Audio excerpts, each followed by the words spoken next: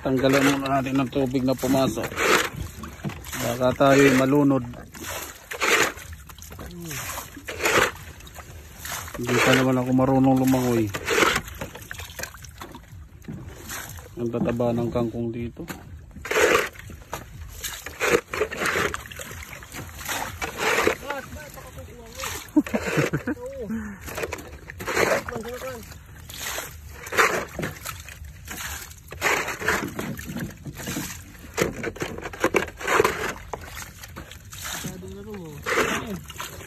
Ibibenta namin to doon sa Balintawak.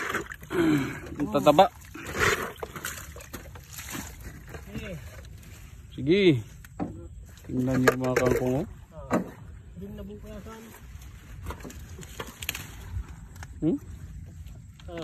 Grabe. Wala man lang kinagatan ng uod. Oh. Okay. Gatikot pa. Tataba. Kalawak ng aming kangkungan dito sa gitna ng baha. Tingnan nyo yung bahay, oh. Bubong na lang yung nasa ibabaw.